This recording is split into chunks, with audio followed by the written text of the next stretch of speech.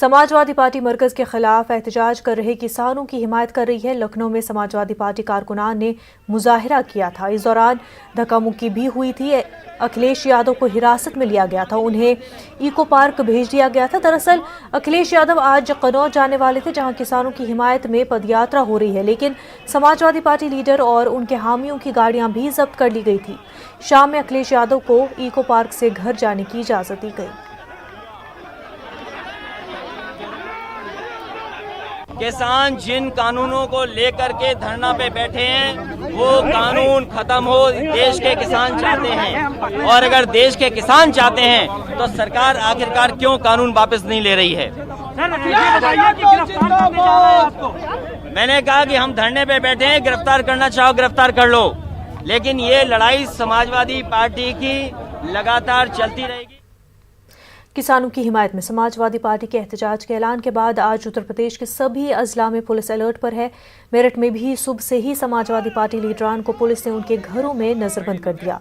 मेरठ शहर सीट से एमएलए रफीक अंसारी को उनके घर में हाउस अरेस्ट करने के बाद घर के बाहर पुलिस का पहरा लगाया। एहतजाज को रोकने के लिए समाजवादी पार्टी लीडर उत्तल प्रधान और पार्टी कारकुनान को भी सड़क पर आने से जबरन रोका गया। सड़क पर निकलकर एहतजाज करने और हुकूमत का पुतला नजर आतिश करने के दौरान समाजवादी पार्टी कारकुनान और पुलिस के दरमियान हाथापाई और धक्का मुक्की भी हुई। पुलिस के इस बर्ताव पर समाजवादी पार्टी लीडरान ने सख्त बरहमी का इजहार करते हुए हुकूमत के खिलाफ नारेबाजी की और पुतला नजर आतिश करने की कोशिश की। इस हंगामे पर पुलिस ने कार्रवाई करते हुए कई समाजवादी पार्टी कारकुनान को हिरासत में ले लिया। पुलिस ने कोरोना गाइडलाइन का हवाला देते हुए कार्रवाई की बात कही।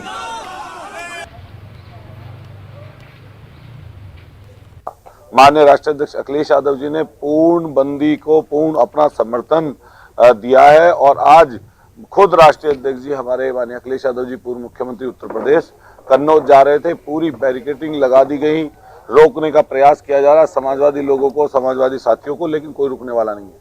इसी तरीके से पूरी समाजवादी पार्टी के पूरे प्रदेश के और देश के कार्यकर्ता जो आज आंदोलन कर रहे थे तो उनको रोकने का काम किया गया है, फोर्स लगा दी गई है और तानाशाही इमरजेंसी की तरह इन लोग काम कर रहे हैं। हमें भी यहाँ पर इन्होंने हाउस अरेस्ट करने की बात कही है, लेकिन हम रुकने वाले नहीं हैं। प्रस्तावित कार्यक्रम उनका था धरना और इस सब के लिए, तो हम लोग उनको प्रिवेंटिव तौर पे समझा रहे थे कि ऐसा ना करिए, कानून व्यवस्था को अपने हाथ में ना ले।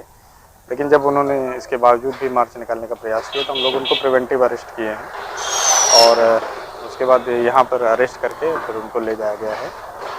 और बाकी ऐसी कोई बात नहीं हो तो भीड़ रहती है तो थोड़ा बहुत करके भेज करके पूछवाया था कि आपके पास अनुमति है क्या ऐसी चीज़ के लिए। उन्होंने कहा नहीं है। तो हमने उनको सजेस्ट किया है, एडवाइस किया है कि ऐसी कोई भी चीज़ कोविड के टाइम्स हैं, 144 वैसे भी लगी हुई है, ऐसा कोई भी कार्यक्रम हमसे अनुमति लेने के बाद ही वो मतलब कि ना करें। तो ऐसी कोई सूचना अभी तक नहीं आई है कि उन्होंने एप्लीकेशन। कानपुर में भी समाजवादी पार्टी के कारकुनों ने एहतजाजी किसानों की हिमायत में एहतजाज किया। एहतजाजियों के खिलाफ पुलिस ने ताकत का इस्तेमाल किया। रुकन असेंबली अमिताभ बाजपेयी और इरफान सोलंकी को पुलिस ने झड़प के बाद गिरफ्तार कर लिया। आज हम लोगों ने योगी आदित्यनाथ का पुतला फूंका है। आज जिस प्रकार से किसान यात्रा समाजवादी पार्टी के माध्यम से रखी गई थी, जिस प्रकार से आदरणीय राष्ट्रीय अध्यक्ष अखिलेश यादव जी को गिरफ्तार किया है, हम लोगों ने उसी गुस्से में आज योगी आदित्यनाथ का पुतला फूंक कर आदरणीय राष्ट्रीय अध्यक्ष की रिहाई की मांग रखी है। और किसान बिल जो पास हो रहा है, जो कहीं ना कहीं किसानों के खिलाफ है, जिस तरीके से किसानों का शोषण हो रहा है, किस तरीके से किसानों का दमन किया जा रहा है, इस सरकार अगर ये नहीं चेतती है तो हम लोग फिर सड़क पे उतरकर फिर से एक बड़ा आंदोलन करेंगे। अलीगढ़ में भी समाजवादी पार्टी के कारकुनों ने किसानों की हिमायत में मोटरसाइकिल रैली निकालने की कोशिश की, लेकिन पुलिस ने जबरदस्त घेराबंदी करते हुए किसी को शहर से बाहर नहीं निकलने दिया।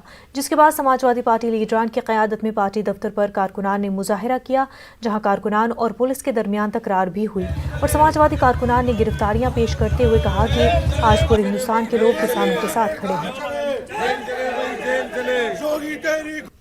ये किसान जो आंदोलन कर रहे हैं हम उनके हक के साथ खड़े हुए, हम उनके लिए अपना खून पसीना बहाने को तैयार है। हम तो सिर्फ इतना कहना चाहते हैं किसानों से, आपके जरिए किसान भाइयों, आप अपने आप को अकेला मत समझना, पूरा हिंदुस्तान आपके साथ खड़ा हुआ है। आज नौजवान खड़ा हुआ है आपके साथ, समाजवादी पार्टी के लोग खड़े हुए हैं आपके साथ, समाजवादी पार्टी के लोग आपके साथ हर धन मन तन से आपके साथ खड़े हुए। हम जब तक नहीं मानेंगे जब तक किसानों को हक नहीं मिलेगा। आज का समाजवादी पार्टी ने ऐलान किया था, उन लोगों आज का मोटरसाइकिल जुलूस रैलियाँ निकलेगी जो कानून के खिलाफ, जो किसान का कानून के खिलाफ उन्होंने एक प्रोग्राम बनाया था। फिर भी हम लोगों ने आज उन लोगों ने सबसे जो कहीं रैली निकलने नहीं दिया। उन लोग जो इकट्ठा हुआ अपना कार्यालय के पास, उस कार्यालय से उन लोगों सबको उन्होंने गिरफ्तार किया। कहीं कानून व्यवस्था में कोई दिक्कत नहीं आना चाहिए, इसलिए उनको प्रिवेंटिव गिरफ्तारी किया। हम लोगों ने गिरफ्तार करके पुलिस में लिया कि उनको मसल का बरा रहा हम लोग अब तक। किसान तहरीक पर उत्तर प्रदेश के वज़ीर-ए-आला योगी आदित्यनाथ ने कांग्रेस को तनकीद का निशाना बनाया है। योगी का कहना है कि कांग्रेस किसानों के मामले में दोहरा रवैया अपना रही है। कहीं भी बेचने और किसी भी प्रकार के मंडी शुल्क से मुक्त करने का क्रांतिकारी कदम हो। न्यूनतम समर्थन मूल्य किसान को लागत का 1.5 गुना दाम उपलब्ध कराने का रहा हो, या फिर प्रधानमंत्री किसान सम्मान निधि।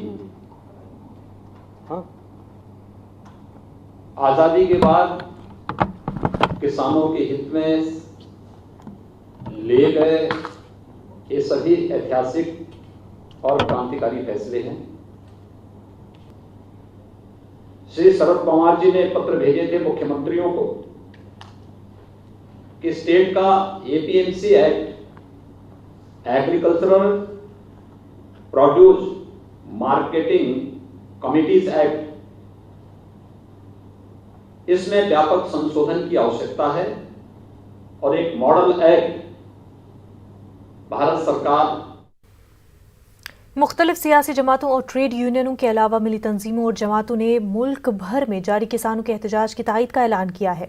किसान तंजीमों की जानिब से 8 दिसंबर को किए जा रहे भारत बंद की मुकम्मल तौर पर तायद करते हुए जमीयत-ए-उलमा हिंद शहर मेरठ और मुस्लिम कारोबारियों और ताजरों ने भी बंद की हिमायत करते हुए इसे कामयाब बनाने की लोगों से अपील की। हमारी भी अपील ये है कि किसानों के आंदोलन के जो चल रहा है, जिस आज 12 दिन हो गए हैं, जमीयत-उलमा हिंद उनकी पूरी मदद कर रही है। हमारे जमीयत-उलमा हिंद के सेक्रेटरी मौलाना हकीमुद्दीन साहब बाकायदा उस जगह पर जहाँ पर ये किसान लोग बैठे हैं वहाँ गए थे और उनको वहाँ समर्थन दिया था और उनको खाने पीने का सामान भी वहाँ तक पहुँचाया है। इसके अलावा भी रास्ते के अंदर भी जहाँ से गुजर रहे हैं जमीयत-उलमा के लोग, उनको राशन पानी का इंतज़ाम कर रहे हैं। दूसरी बात हमारा कहना ये है कि कल जो भारत बंद का ऐलान किया है किसानों ने, हमें इसका समर्थन करना चाहिए। जमीयत-उलमा भी उसका समर्थन कर रही है क्योंकि इनकी मांगें जायज़ हैं। पूरा मेरठ नहीं बल्कि पूरा हिंदुस्तान किसानों के समर्थन में खड़ा हुआ है। आज सारी तंजीमें किसानों के समर्थन में खड़ी हुई हैं और होना भी चाहिए, क्योंकि ये काला कानून लेकर के जो सरकार आ रही है, इससे आम किसान को, आम जनमानस को बहुत नुकसान होने वाला है। तमाम व्यापारियों से अपील करता हूँ, व्यापार मंडल के उपाध्यक्ष होने के नाते मैं अपील करता हूँ सारे व्यापारियों से कि वो पूरा साथ दें और इस बंद में शरीक हों। कि जो अपनी मर्जी से बंद करना चाहे अपना प्रतिष्ठान तो वो बंद करें, उसका कोई व्यापार मंडल विरोध नहीं कर रहा है, लेकिन हम व्यापार मंडल से जुड़े हुए हैं। जब तक हमें कोई आदेश नहीं आता है, जब तक हम जो है उस पर निर्णय नहीं लेते हैं। लेकिन अपनी खुशी से कोई बंद कर रहा है तो हमारा कोई विरोध नहीं है। और किसानों की पीड़ा को देखते हुए एक तरफ ज़राई कवानीन के खिलाफ किसानों का एहतजाज जारी है तो दूसरी जानिब मगरबी यूपी का किसान गन्ने की पिछले साल की काश्त की बकाया रकम के लिए परेशान है। ज़राई कवानीन के फ़वाइद गिनवाने वाली हुकूमत से किसान अब गुज़िश्ता साल की बकाया रकम की अदायगी का मुतालबा कर रहा है। गन्ने की काश्त के ताल्लुक से उत्तर प्रदेश सबसे बड़ा सूबा है। मगरबी उत्तर प्रदेश में चीनी मिलों की तादाद और गन्ने की बड़ी पैदावार के बावजूद इस इलाके के गन्ना काश्तकारों का बड़ा तबका हमेशा बदहाल रहा है। इसकी बड़ी वजह एमएसपी कम होने के साथ वक्त पर किसानों को रकम की अदायगी न होना है।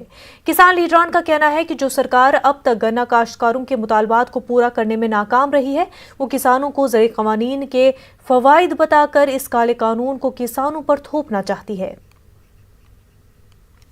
भाई इस समय पैडी कट रही है, गेहूं की बुआई होनी है, किसान बहुत वो है, दिक्कत गन्ने की बहुत ज़्यादा आती है कि पर्ची नहीं आती है, तो किसान वो भी चाह रहा होता है। दूसरा ये है कि किसानों को कहीं से भी विश्वास में नहीं लिया गया, ये भी किसानों में शक शुबा पैदा करता है।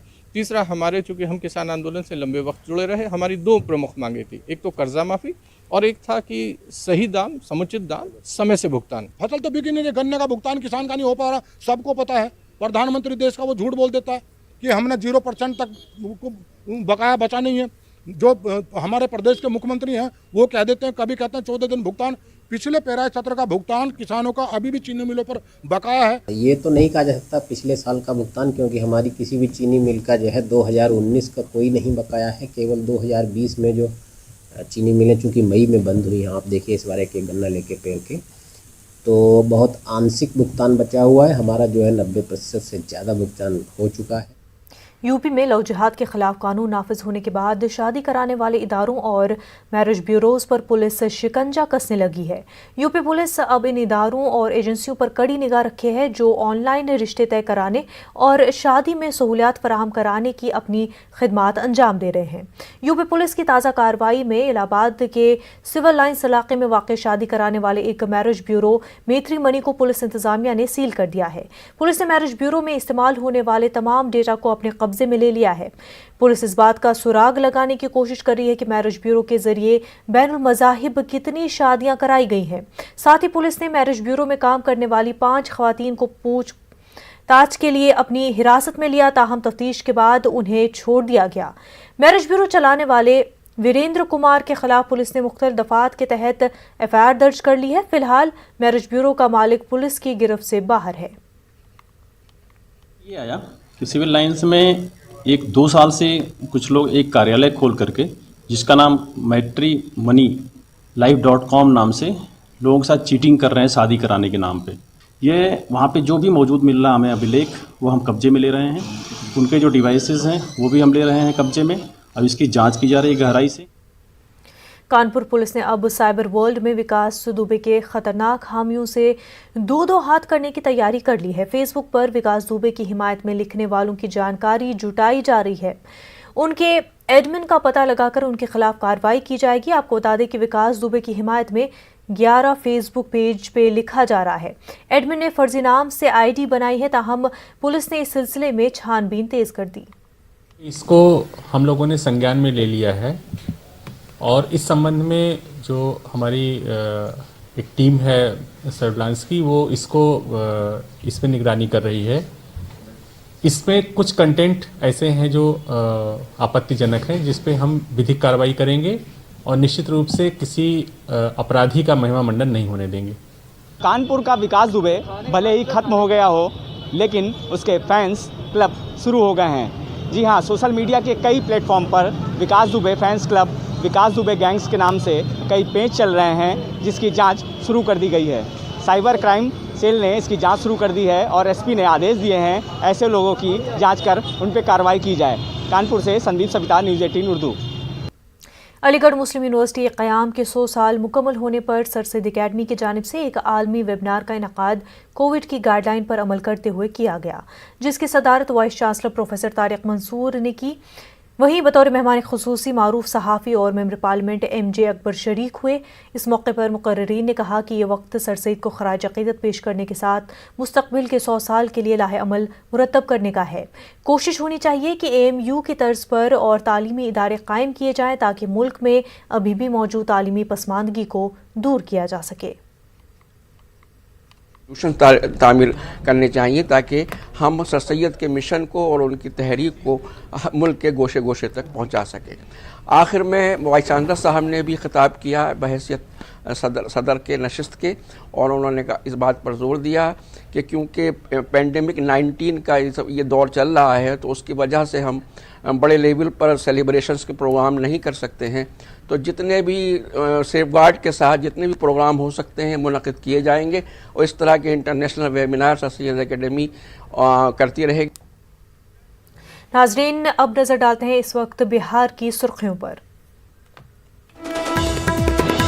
बिहार अक़लियती मालियाती कॉरपोरेशन रियासत के बेरोजगार नौजवानों को कर्ज मुहैया कराने के लिए पुरअज़्म जमीयत उलमा बिहार ने कॉरपोरेशन के बजट में इजाफे का हुकूमत से किया मुतालबा। आरा में नशे की हालत में गाड़ी स्कॉर्पियो के ड्राइवर ने बाइक सवार समेत 6 लोगों को कुचला, सभी को सदर अस्पताल में कराया गया दाखिल।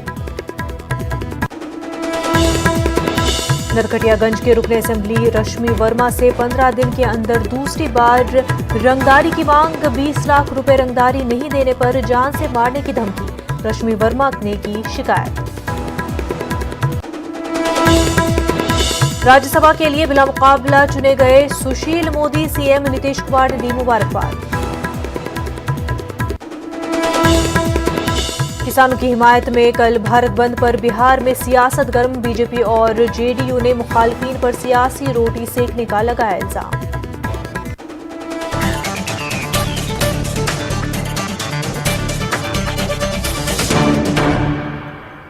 बिहार अक़लियती मालियाती कॉरपोरेशन सूबे के बेरोजगार नौजवानों को कर्ज मुहैया कराने की तैयारी कर रहा है।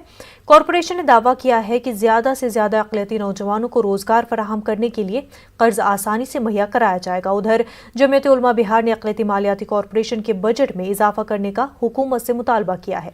पेश पटना से महफूज आलम की रिपोर्ट। सरकार तो इतने लोगों को नौकरी भी दे नहीं सकती है। हम लोग चेंजेस लाने के लिए काम कर रहे हैं। बिहार अक़लियती मालियाती कॉरपोरेशन ने अपनी स्कीम को ज़मीन पर उतारने की कोशिश तेज कर दी है।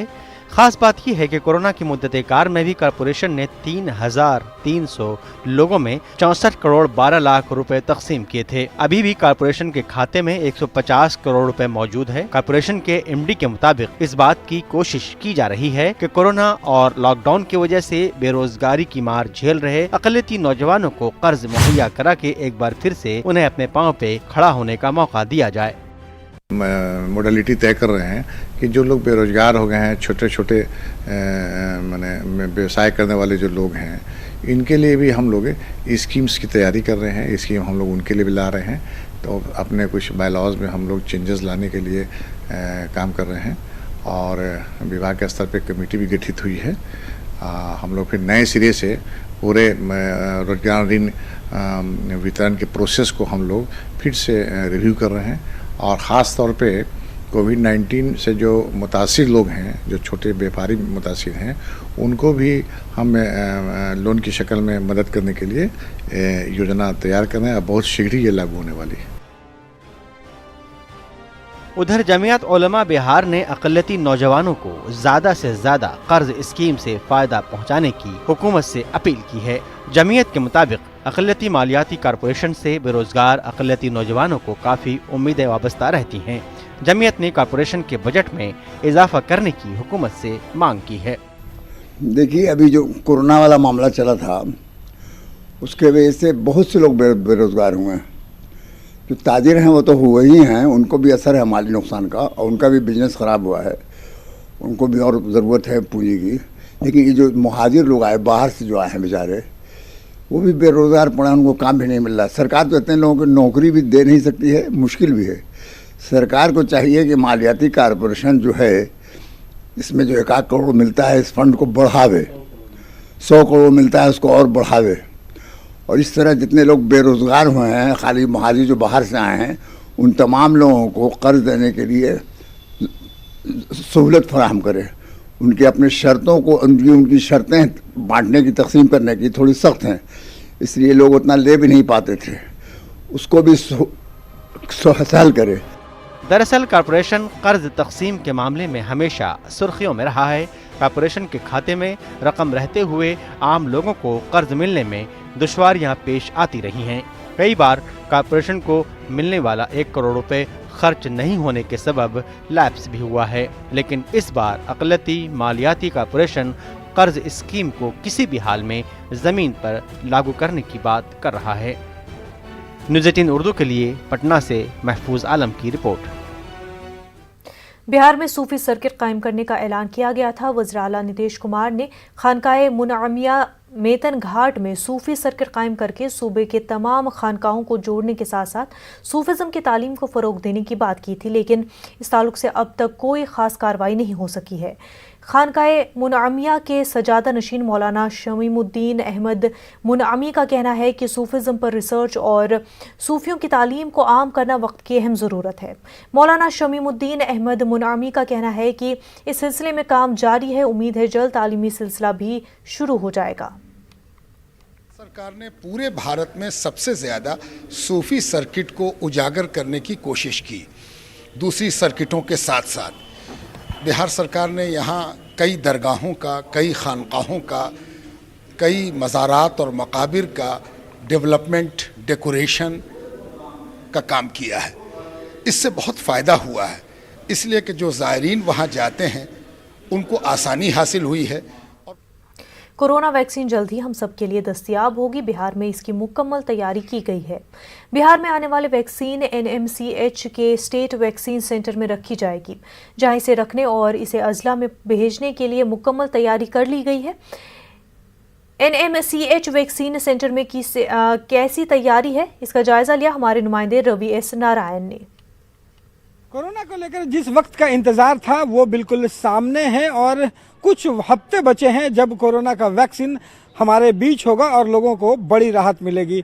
आपको बता दूं कि इसे बिहार में लेकर के क्या तैयारियां की गई हैं विभाग की तरफ से, और कहां रखा जाएगा और किस तरह रखा जाएगा और जिलों तक कैसे पहुंचेगा और किन किन लोगों को वैक्सीन लगाने की क्या प्रक्रिया होगी, उसकी एक्सक्लूसिव तस्वीर जो है हम आपको दिखाते हैं। अभी हम खड़े हैं NMCH में और NMCH का ये स्टेट वैक्सीन स्टोर है, जहां पे बिहार भर के कहीं के अगर वैक्सीन जाना हो तो यहाँ पे स्टोर किया जाता है। और 5 मंजिला ये बिल्डिंग है जहाँ पे वैक्सीनेशन ये रखा जाता है और यहीं पे कोरोना का जो वैक्सीन है वो रखा जाएगा। हम अंदर चलकर आपको एक्सक्लूसिव तस्वीरें दिखाते हैं कि कैसे रखा जाएगा, कहाँ रखा जाएगा और उसके लिए कौन कौन सी मशीनें हैं और कैसी तैयारियां की गई हैं।